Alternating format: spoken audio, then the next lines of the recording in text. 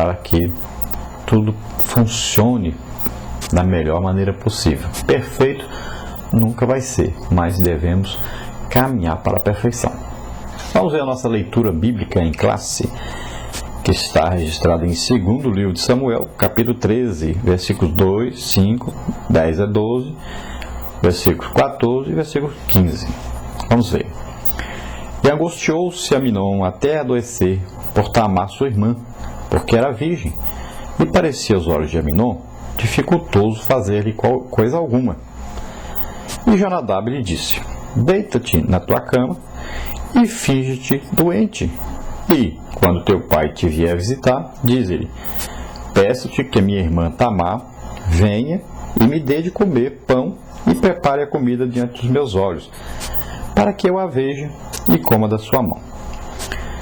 Então disse Aminon a Tamar: traze a comida à câmara e comerei da tua mão. E tomou Tamar os bolos que fizera e os trouxe a Aminon, seu irmão, à câmara. E chegando-lhes para que comesse, pegou dela e disse-lhe: vem, deita-te comigo, irmã minha.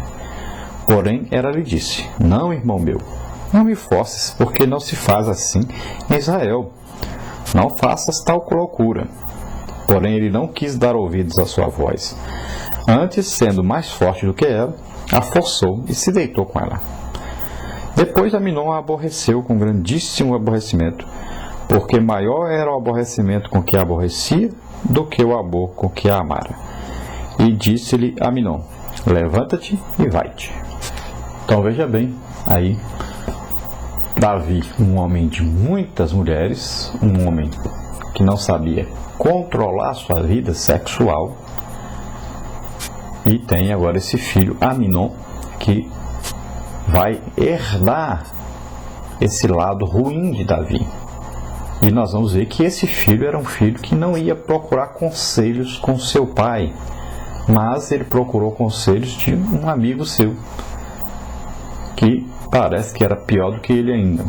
E esse amigo então o aconselha, arma junto com ele uma cilada para sua irmã, arquitetam juntos um plano para que Aminon tenha aí um incesto, tenha aí um ato de prostituição com a sua irmã. Então ele prepara toda uma história, se finge de doente. Quando Davi, seu pai, vai visitá-lo, e diz que só pode comer se for da mão da sua irmã, que ele gosta que ela vá servi-lo. E o rei então manda que ele se aproveita desse momento, força a sua irmã. Por causa disso, mais tarde, Absalão, o irmão de Tamar, vai matá-lo devido a isso. E olha só a família então de Davi sofrendo grandes prejuízos devido à falta desse pai para aconselhar esse filho, para ajudar esse filho, para ser aí um amigo desse filho, para que esse filho fale este problema, explique o seu desejo para sua irmã, para que o pai possa aconselhá-lo, explicá-lo como ele deveria fazer.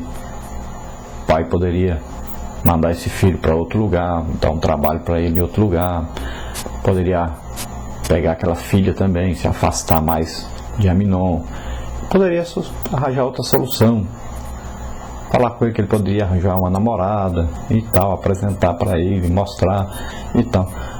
Tantas coisas que poderiam ser feitas, mas não foram feitas devido a essa distância que existia entre Davi e seus filhos. Entre os vários problemas então de Davi, problemas familiares, nós vamos ver aí a sua família, vamos ver alguns membros da sua família e o que ocorria e o que ocorreu com eles. Vamos ver nesse quadro aí da CPAD os problemas familiares de Davi. As esposas de Davi: Ainoã, Maaca, Agite, Batseba. De Ainoã nasceu Amon, primogênito de Davi, Aminon, na verdade, aí está Amon, e era o filho mais velho. O que aconteceu com Aminon? Estrupou então Tamar, sua meia-irmã, que ela era filha de Davi, mas com outra mulher, com a Maaca. E mais tarde foi assassinado então por Absalão. De Maaca, esposa de Davi, nasceu Absalão, terceiro filho de Davi, e Tamar, a única filha a ter o nome mencionado. E o que aconteceu aí com Absalão? Absalão matou Aminon por ter estuprado Tamar e fugiu depois. Mais tarde construiu uma tenda no terraço, onde dormiu com 10 das concubinas de seu pai. E nós sabemos que, além disso, Absalão tramou contra o rei, fez amizade com o povo, recebia o povo na porta da cidade, né? Fazia amizade, prometia coisas, como todo político faz, né? E acabou tomando o reinado de Davi e acabou sendo morto pelo general de Davi. Depois nós temos aí da esposa Agite, nasceu Adonias, foi o quarto filho então de Davi. Nunca foi realmente disciplinado. O que aconteceu com Adonias? Declarou-se rei antes da morte de Davi, mais tarde Salomão mandou executá-lo. Depois de Batseba, nasceu Salomão, Deus permitiu que ele construísse o templo, e Salomão então se tornou rei, mas copiou os problemas de seu pai, também herdou esse desejo impulsivo pelas mulheres, sem controle, e tornou-se então pecador devido às suas esposas que o levaram à ruína. Nós olhamos e falamos, que família, hein? Que coisa terrível. Será que não tinha um que prestasse?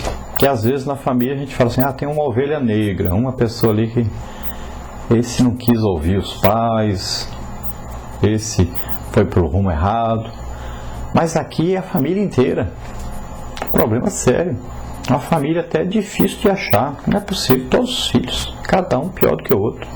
Embora nós possamos ver algumas qualidades, mas os defeitos apareciam muito mais, eram terríveis, né? Nós vamos ver que Salomão foi um homem que construiu o templo em Jerusalém, um rei que alargou as fronteiras de Israel, fez paz com os povos em volta, teve grande sabedoria, né?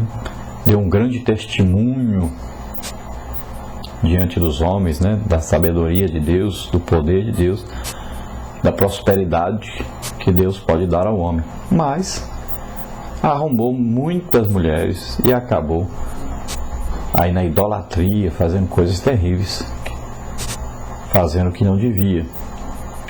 Embora nós saibamos que no final da sua vida também, como seu pai, alcançou a misericórdia de Deus, se arrependeu. E ele diz no final da sua vida que a única coisa que importa realmente é temer a Deus e guardar seus mandamentos. Então nós vemos aí no livro de Eclesiastes isso. Então imagine, num reinado de um homem segundo o coração de Deus, os maiores escândalos sexuais estavam exatamente no rei e seus filhos. O rei adulterou, ainda mandou matar o marido da mulher devido a esse apetite descontrolado, devido à falta de domínio próprio, né? Devido à concupiscência dos seus olhos, desejo, ambição dos olhos, depois a corrupção total devido a esse desejo. E seus filhos herdaram, né, essa mesma coisa. Pela Bíblia nós podemos ver que é como se fosse uma coisa hereditária, né? Vai passando de pai para filho.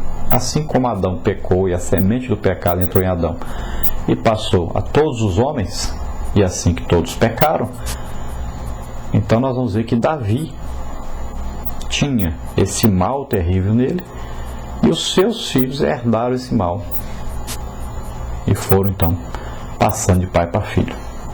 A gente encontra família assim, às vezes aconteceu um caso lá de um adultério e tal, e os casais se separou, aí você vai, o filho dele também se separou, o neto também, o bisneto também. Tem casos em toda a família de separação, às vezes de assassinato, toda uma família tem casos, pessoas que mataram alguém. Então são coisas que vão passando de pai para filho, um exemplo dado, um mau exemplo dado, que vai passando de um para o outro.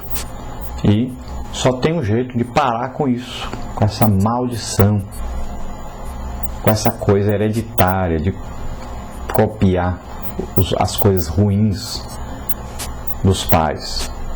É quando a pessoa aceita Jesus como Senhor e Salvador, que ele quebra essa sequência, né?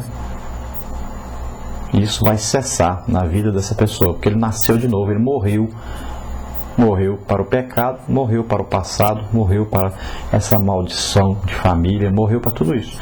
Ele nasceu de novo. Gálatas 3,13 diz que Cristo nos resgatou da maldição da lei, fazendo-se maldição por nós.